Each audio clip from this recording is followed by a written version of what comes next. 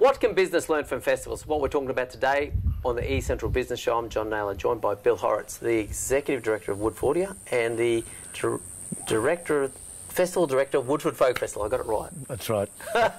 Now, is there a question about, you know, as we see a lot of businesses don't last 2 years, a lot of festivals don't last 1 year, Bill. What's the secret in having a festival that runs 32 times? I think I was given a Smithsonian Fellowship. Oh, good on you. Queensland Smithsonian Fellowship in 2004. Yeah, right. And I went to the USA and Canada to study festivals. Okay. And what became of the study was looking at the successful festivals and what they had in common, what were the common factors that made them work. Yeah, sure.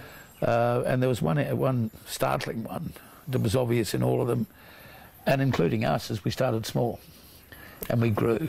And we learnt the trade of learning how to do festivals as it grew. And I think a lot of problems with new festivals, if you go to the Woodford Folk Festival and walk around, you don't see anyone in uniform or name tags or with clipboards pointing fingers telling people what to do. Sure. It all looks like it happens by accident. Yeah, okay.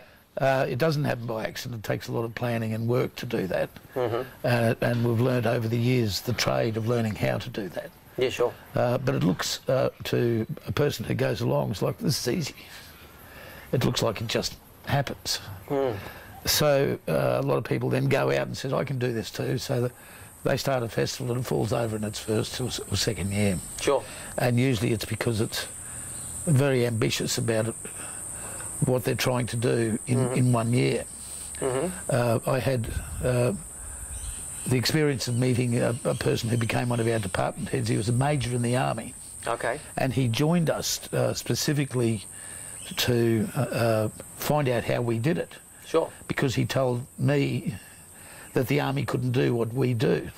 Okay. And I didn't believe it at the time, because we'd evolved from a small festival into a large festival over a period of 10 or 12 years. And in that time we learned how to do it by making changes and fixing problems.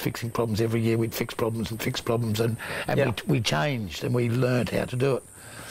And at the end of 4 years, after making a great contribution, I might add, he got a promotion to Colonel and moved to Sydney. And as he was leaving, he said, I finally worked out how you did it. Okay.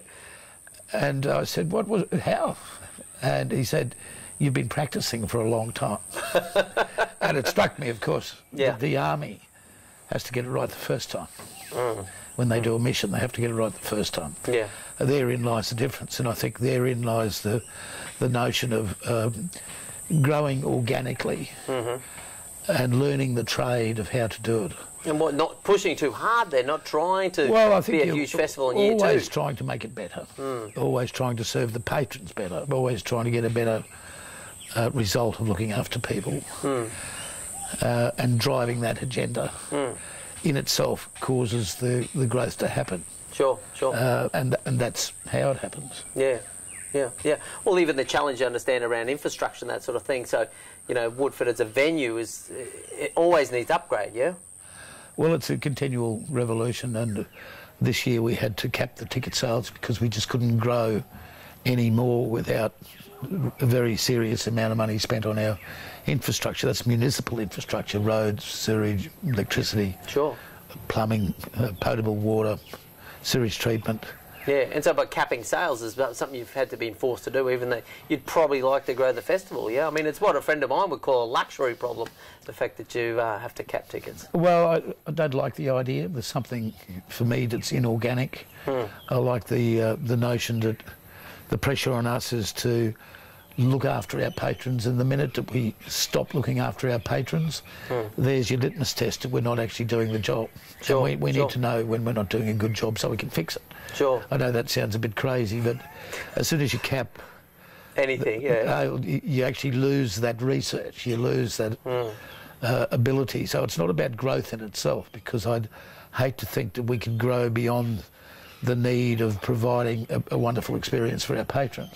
So the challenge is, while the festival's got bigger, our task is to make it better in terms of the festival experience for patrons, not better as in bigger.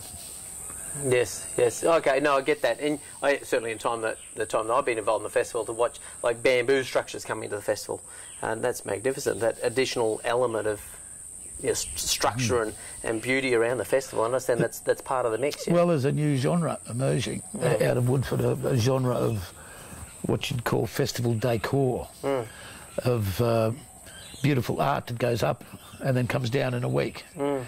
Sometimes you don't use it again, and sometimes you might get a second year out of it. But even if you did a second year, you'd change it. Sure. So it's a beautiful form of art, and it creates a backdrop to a wonderful festival experience. It's Sure more does. than a backdrop, because I think great art, and for years we'd run around saying, imagine what our festival would look like if we spent the same amount of budget on visual arts as we do on music. What would the festival look like? And we've, the last couple of years, started to see that. Certainly. And great art can change bodies, you know, it changes your body experience. When you walk into a place and you just feel this beauty, it does change things. And we thought that might happen, but we didn't know. And we're starting to see that. I think the bamboo structures and the new architecture and the beauty of some of those structures is inspiring. Yeah, no, that's fabulous. All right, Bill, well, thank you very much for those inspiring words and those suggestions around how business could mimic some things out of the festival, and all the best with the coming festival year. Thank you. Okay, and of course, for more information about the Woodford Festival, the best thing you can do, of course, go to the woodfordfolkfestival.com website for more information. It's between Christmas and New Year, and here at lovely Woodford and Woodfordy are the venue. Thank you very much for watching another episode of the eCentral Business Show. What we're doing on the eCentral Business Show is we're bringing you business leaders and the best of the knowledge. We want to bring them on the show and release that content so that that's something that we can share with you via this easy to consume format. So you can follow us across LinkedIn, Facebook, YouTube, Twitter, Google+, or just regularly visit the eCentral.com.au/show website, pick out the best things for you and educate yourself on that premise. Now there's video content there for you, so you can just watch the video and inform yourself in your own time. We've also now podcasting that content as well, so it's really simple to consume. You can listen to it on the way to work in the car or during your daily exercise regime.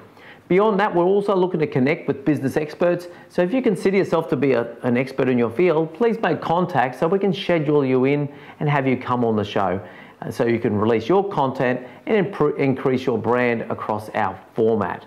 Beyond that, we also invite people to send us their email address so we can send you our monthly magazine. And that's just the best of the content, the best of the videos for the month, put out once again in an email, arrives in your inbox, so you can just go through and pick out the things that are really going to educate you and advance you in your field of expertise and in business. We're a business-focused show. So thank you very much once again for watching, and we'll see you next time.